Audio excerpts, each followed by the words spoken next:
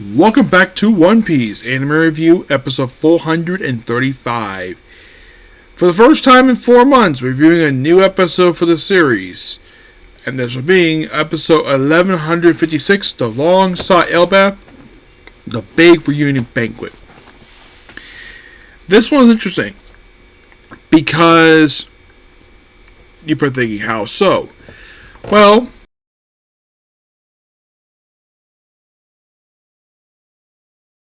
it adapts almost the entirety of chapter 1156, basically all but like 2 pages. Like it skips page 4 of a 17-page chapter, the cover story is probably request. But it also adapts the Barto arc from the self-proclaimed Straw Hat Grand Fleet serial. Yeah, they adapted pretty much all 5 parts. For a sequence that lasted for like a minute. Yeah, it was like bam, bam, bam, really quick. I'm happy the fact this was adapted because, like, if you're anime only, you're like, wait, why what exactly did Barto do to incur the wrath of Shanks? Like I think it's implied, like, was very briefly shown. Here, it's basically they show the whole thing from this 5-part thing, which is the covers chapters 869, 870, 871, 873, 875. It's a 5-part story where he basically shows up, beats up a town ruffian, and just wants to sell Straw Hat merchandise, but because they're under the protection of the Red Hat Pirates, he has the flag destroyed. Put up the Straw Hat flag and all things like screw the Emperor stuff. And then we got the present day where Shanks and his group have beaten up Barto. Yes. And basically, so Barto basically is, well, it's like told, like, take it to your Grand Fleet captain, have him drink it within a month. But he's like, Luffy had nothing to do with this. It was all me. He was being stupid, and he apologized, and he basically drank the whole thing himself.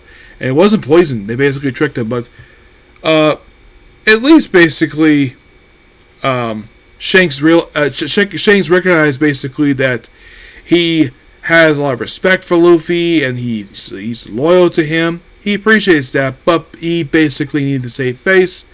So, despite the fact the Barto comes to let go, they kind of weren't, because basically Yasop, Usopp's father, blows up the Luffy Senpai. Yep, blows up the ship. And just by weird coincidence that he fires the part where it has the head of Chopper.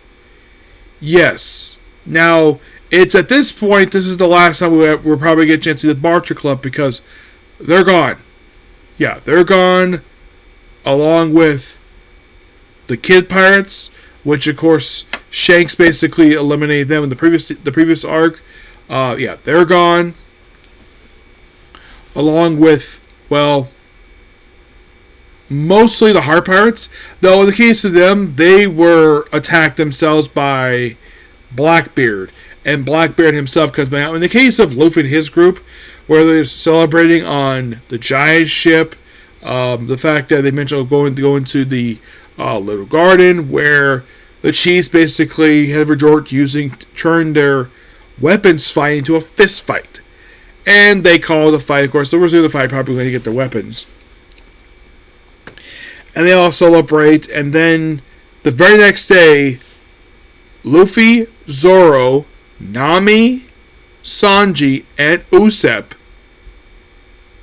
I think even Chopper too, they all, along with the Sunny, disappear. Yeah, they have been a version of like a Lego world, which we'll explore in the next episode.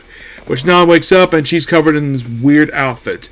Meanwhile, though, in the case of, well, Blackbeard's, in the case of Pirate Island, where Devon basically is, well, the corrupt king himself is injured. We have the giant battleship guy, where he's trying to put the buildings back together, but he has to crush it with his rear end. Now, they made a couple slight changes here with this particular scene here. Blackbeard shows up, goes to the bar, wonders what the heck happened here and what happened to Kobe.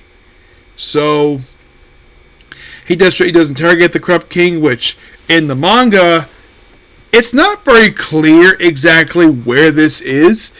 Based on the background, this could have been done like outside.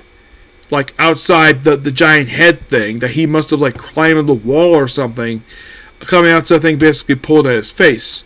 Here in the anime, they actually present it where the head thing of the Corrupt King is actually in the very room of, like, basically the main room used by, of course, well, Blackbeard's throne room mostly.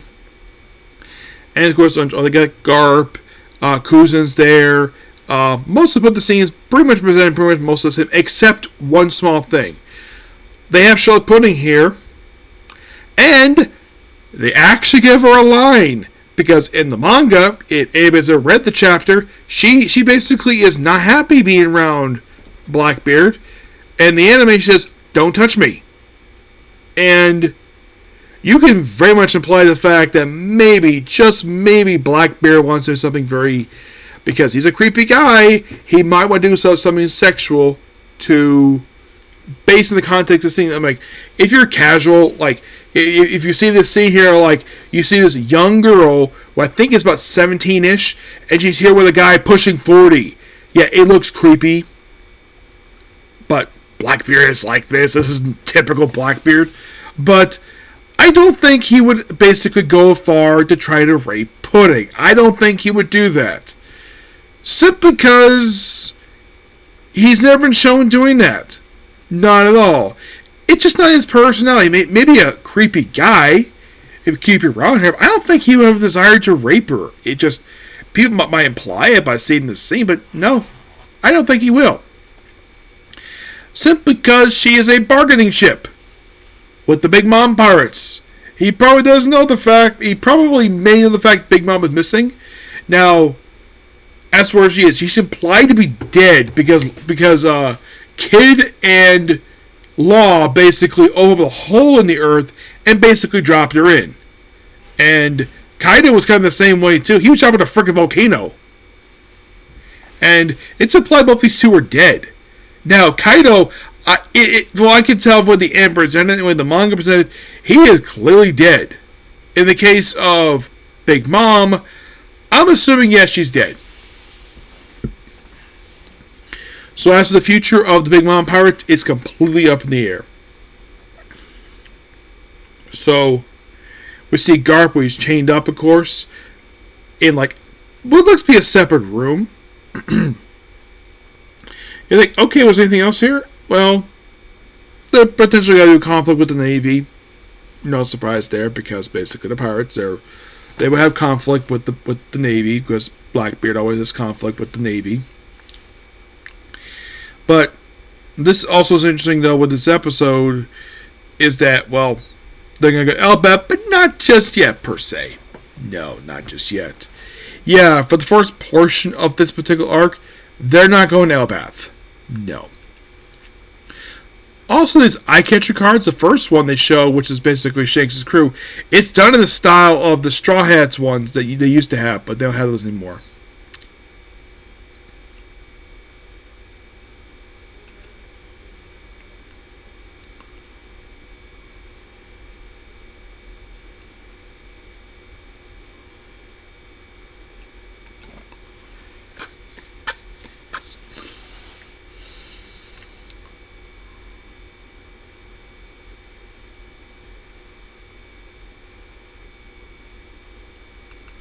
Yeah, and if you're curious about how long this, there's a place called, well, they identify as Land of the Gods.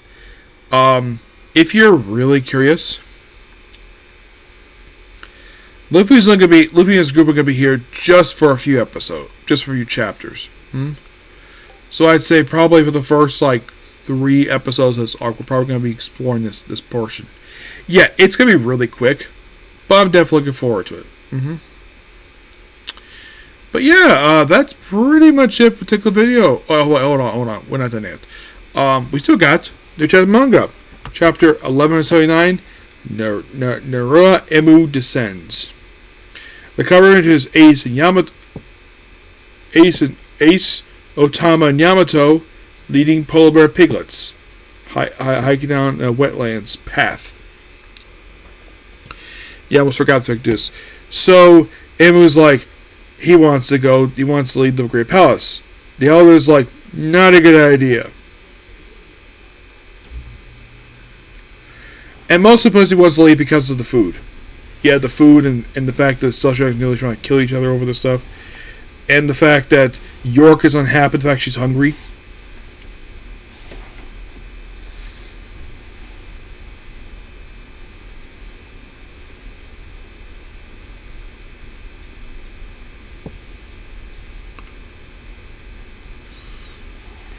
Yeah, take responsibility for yourself. Now, of course, basically, you should leave Librica's castle.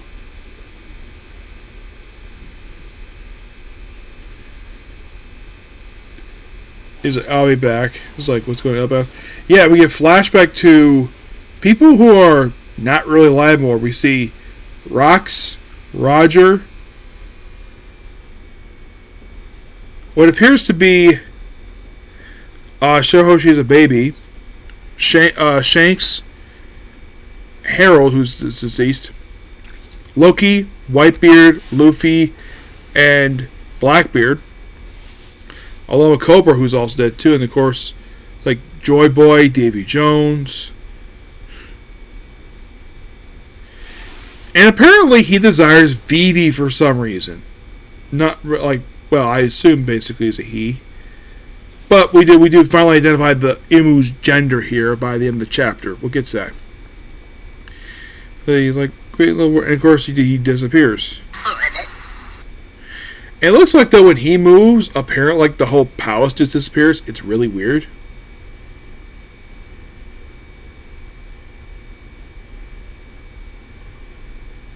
And Elbaph basically, it's like, I think this is no. I think this is not. It's not one of the other giants. Of course, they chat like. Of course, they have some of the knights. Of course, steal heart. They have the knights hostage. Of course, you have Loki eating. He is asked basically about the woman he frees last chapter. Oh, she's still alive. Only this guy basically can freeze her. Anybody's in black smoke, and then we see at Harold's castle, which is the first time they've actually been here in quite a while in the manga. It's like, so I'm with you. Yeah, it's basically Sanji. Yeah, and then of course the house acting weird. And we finally see who's on top. It's Emu. And we see that takes off the cloak. In person, so at the castle. And here he is. Saint Nerona Emu.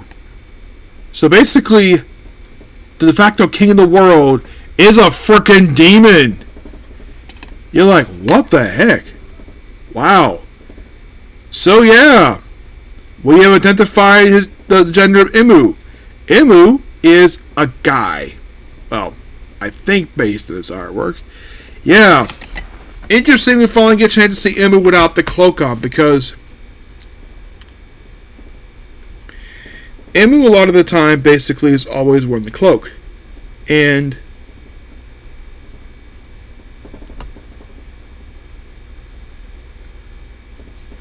now we see without the cloak, which that's interesting. Of course, the episode itself was really good. The chapter was really good. Yep. So that is pretty much that particular video. Please be sure to like, comment, subscribe, turn notifications. Excuse me. Next up is case closed. Okay, next video. Bye.